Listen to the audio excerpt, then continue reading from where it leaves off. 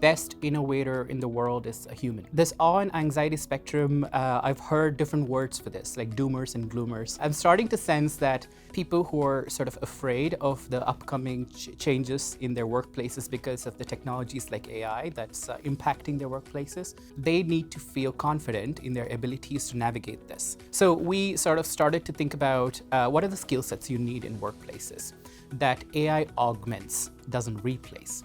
So in this case, we started to think about durable skill sets like critical thinking and creative thinking, analytical thinking, team building, team workshops. So those are the kind of things that we integrated into the technical education.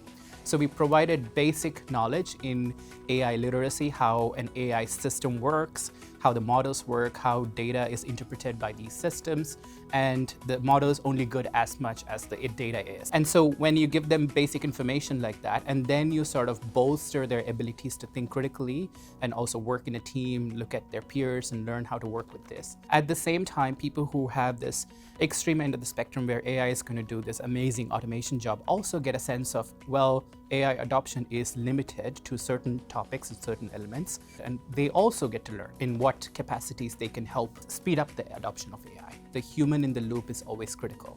And what does it mean to be human in the loop is to bring human-centric skill sets. So we start to sort of like rely on the durable skill set that has different names, power skills, soft skills, and core skills, So we're starting to see these types of skill sets becoming more and more relevant in workplaces, and it keeps people at the cutting edge of not just technology, but at workplaces. Corporate training education happens in cohorts.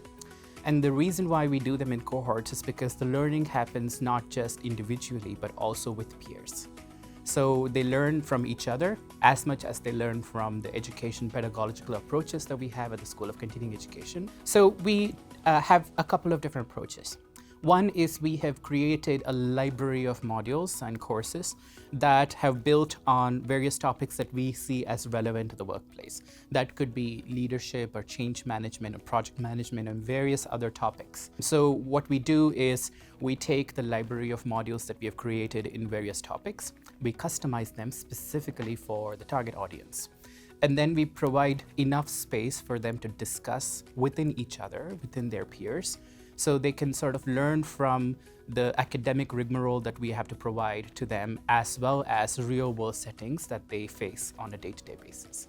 It can happen through approaches like a slide deck that provides information, as well as an information that they sort of like create an action plan for themselves, and then also learn from each other, how they sort of face similar challenges and what their approaches are. It's interesting, this man versus machine conversation has been happening for over a century now. When automated agricultural tools came, people were like, well, all the farmers are going to lose their job.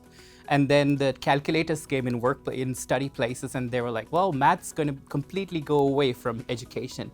And now the AI is the newest tool that's coming to workplaces. Every time a new innovation comes in, I think people are concerned, and rightfully so. What's happened when calculators came into schools? It did not change math, it just became harder, and learning assessments and outcomes changed. And how teachers saw students learn math changed with calculators. So that's what we're going to see with AI adoption in workplaces. So how do we balance that is to sort of like remind people that you are the innovator at the end of the day. The innovation is sort of an impact that you are sort of bringing out of your thinking and the creative aspects of your life.